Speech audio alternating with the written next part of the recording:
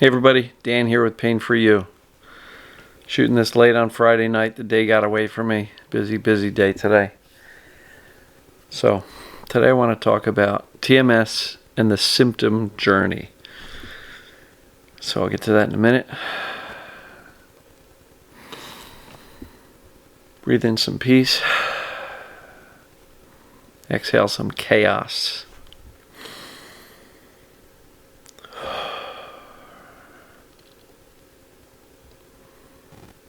All right, so what am I talking about? TMS and the symptom journey. Look, Dr. Sarno theorized that, the symptoms, the pains, start as a result of overwhelming, scary, and even perceived as dangerous emotions repressed in the subconscious. And, as a result, it seems like a big portion of the TMS community feels that the answer lies in those repressed subconscious emotions. And so there's all sorts of efforts like journaling and feeling emotions and all of this work geared towards finding that one lost emotion. And I'm not 100% sure that if you've been in pain for any length of time, that you're still in pain for the same reason that the pain started, right? So that emotional turmoil that was going on at the time that the symptoms flared, and don't get me wrong, that absolutely is a case. And so many people I talk to, they can actually go, yeah, my symptoms started after my mom died and my best friend was diagnosed with cancer and I had to put my dog down, and all of a sudden a month later, whammo, symptoms. So there's absolutely a cause and effect of this emotional turmoil, this chaos, resulting in some kind of symptoms that start. But I believe that's just the start of the journey, because when that happens, the distraction actually works really well, because we tend to say, oh my God, what's wrong with my body? And then start to focus heavily on that. And if the symptoms persist, we start going to doctors. And if they don't have answers, we go to specialists. And we try drugs, we try all sorts of things. Physical therapy, chiropractic, orthopedists, pain management specialists, and every practitioner under the sun. I just spoke with somebody the other day who literally has spent about $50,000 in the past 5 years trying to treat her symptoms. And so, the journey begins with an onset of pain. Sometimes it feels like an injury, but in many cases it's just an acute onset of TMS. And the symptoms start, and then we get medicalized. We get lost in the medical system. We become traumatized by that. And at every step, every turn, our nervous system gets more and more and more on high alert. We do internet research. We get into support groups for whatever the medical label is that we've been diagnosed with. And the fear and the obsession grows. And the belief that we're broken grows and grows and grows. And so, lately, I've been, really seeing a lot of value in this whole central sensitization that Dr. Schubner speaks about so well, and this heightened vigilance in the nervous system. And so, when I talk to people and they've been in pain for any length of time, many of these folks have done the emotional discovery. They feel like they've come to grips with and uncovered everything that was going on and allowed themselves to feel it. Many people have been through psychotherapy, have done journaling for weeks, months, years, and have done a great deal of work with the emotional discovery, and are still have their symptoms or pains. And so that's why I keep saying that I'm not sure that we're still in pain because of the original offending emotional overload or overwhelm. And the challenge with this belief that TMS is only about repressed emotions leads you down that rabbit hole of saying, well, I still have symptoms, so I must be missing something. Let me go digging for it more and more and more. And you can spend a long time doing that. I know I did. And if you focus 100% on the emotions without any regard for what else is going on with this nervous system that's just in a hyper-vigilant, scared state, I think we can sometimes miss the mark and chase our tail for way too long, chasing this hidden, deep, dark emotion. There's other people who believe that there's a message behind the TMS, that the pain is trying to tell us something. And maybe that's true. There's no way to know for sure. But if you believe that the message is what's keeping you in pain, and you haven't found the message yet, or you heard the message but you don't want to act upon it, that's also a cycle of chasing your tail and not really getting anywhere. Because if you can't find the message, that's your conclusion. If you're still in pain, then I must have missed the message. Or I'm still in pain, I haven't found the repressed emotions yet, I guess I got to keep digging. And so you see how we can kind of get lost in this process and completely forget about the fact that our nervous system is just completely hijacked and hypervigilant and sees everything as dangerous.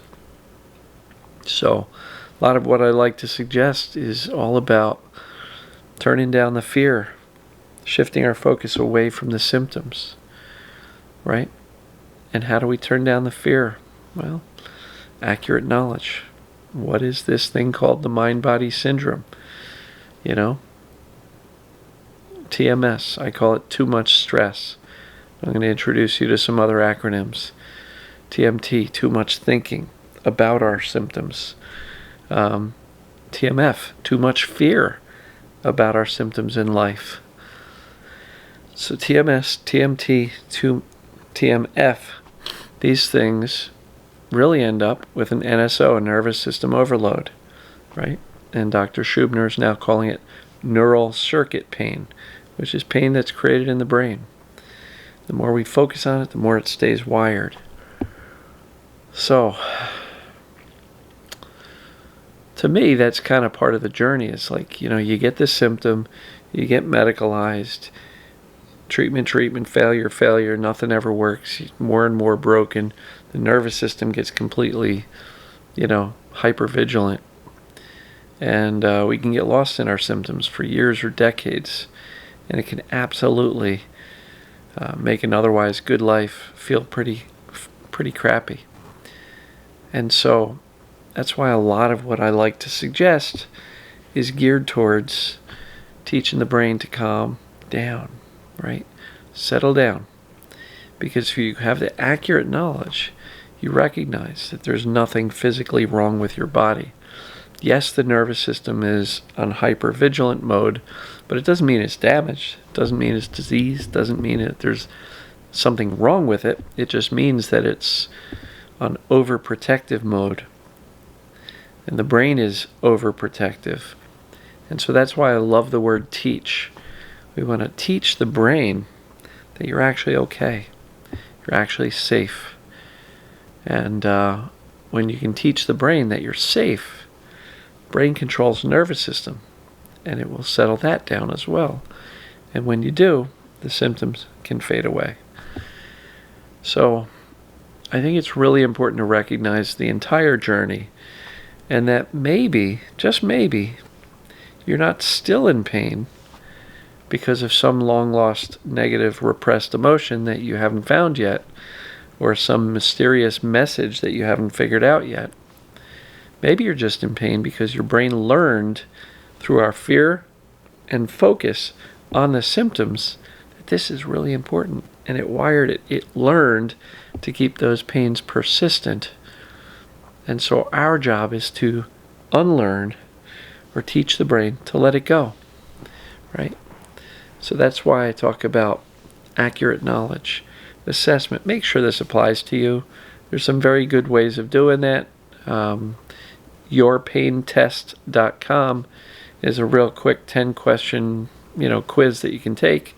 Any score over 29 is TMS. ppdassociation.org/symptoms. 30 questions there. The more you answer yes to, more likely it is TMS. So look, accurate knowledge, that'll turn the fear down. You take the assessments and it says, hey, this is TMS. Great. Thumbs up. You can forget about those medical labels and diagnoses you got from the doctors and actually just kind of grab onto this mind-body thing and say, this is what's going on. And when we talk about TMS, I am also saying learned pain. Because again, all chronic pain is learned by the brain. Keep it persistent based on our focus and our fear of it. And so, that's why everything else I suggest is geared towards turning down the stress and the fear and the focus on the symptoms, whether it be pain or something else, right? So, feel your emotions, yes. Teach your brain that even emotions are safe. Soothe your body, calm it down. No matter what method you use, just find a way to settle down. Calm your thinking, which means basically when you get into that, merry-go-round of worrying thoughts and fearful thoughts, and I'm never going to get better thoughts, step off the merry-go-round. You don't have to believe those thoughts. You don't have to do anything with them. You can just simply let them be. Right? That leads us to mindset. As much as possible, take a mindset of indifference. Simple. A mindset of indifference. I don't care. And people say, Dan, how do I not care? It hurts so bad. Because you know the accurate knowledge, and you know that you've done the assessments, and you know that this mind-body thing is what's going on with you. So your job is really to teach the brain that this is not important, you're not in danger, and to settle the system down. And so indifference is an extremely powerful tool for that. And if you can't be indifferent, at least don't freak out. The middle ground is to reassure yourself with the accurate knowledge, the assessment, soothing, calming yourself, talking to yourself. It's all right, Dan, you're going to be okay. And then we shift our attention back to, as much as possible, other things in our life besides the symptoms. Stop talking about the symptoms. Stop complaining about them. Stop measuring and monitoring. I know people who used to keep a spreadsheet of today's date and how was the pain in the morning, how was it in the midday, how was it at night. And with all that focus on the symptoms, the neural pathways stay wired. So, the great news is, at the end of this journey, if you can teach your brain to be less fearful and to relax and calm down and know deeply, have the wisdom. You can have the intellectual knowledge, but the wisdom and the insight that I'm actually okay, the brain will just settle down. When it gets the message, the symptoms will turn off. They may come back. They may go off and on, flare a little bit, come back. But the more you can respond in a calm, reassuring way, the faster the brain will get the message and let it go. At the end of the journey, you can literally have a pain-free life, a symptom-free life. I'm evidence, 11 years since I beat my chronic pain. Do I get a periodic twinge or something going on, a little reflux, maybe a stress headache or a little back twinge? Yes, but inevitably these things last minutes or hours. Nothing is long-term, nothing is chronic or persistent. As a result, I've got zero fear about this stuff. So, just know that the end of the journey can be really fantastic. I've got no physical limitations whatsoever. And just know that if you've been searching for this deep, dark emotion that's at the cause of all of your years and years of pain or symptoms, if you've already done that work, you may not need to focus there as much anymore. And then emotional discovery, just feel your right now stuff. But like Alan Gordon says, focus on pleasant or positive sensations. Focus on the good things in life. Focus on what you want, not the symptoms. Because as long as you're really focused on the symptoms all day long, those neural pathways are going to stay wired. And so, hopefully you found this useful in understanding a little bit more about the journey. Comment below. Let me know if you think this is relevant to where you've been and what you're going through. And calm down the nervous system, calm down the brain, turn down the fear, shift your focus away. Because focus and fear are the two things that fuel chronic symptoms and keep them wired in the brain. So if you can turn down the fear and shift your focus away, the symptoms lose power. This whole thing called TMS loses power. And you can literally shut them off. So, love you guys and gals. I got to go upload this. It's almost midnight here. And this video needs to post in a few hours. So, love you guys and gals. I will talk to you tomorrow.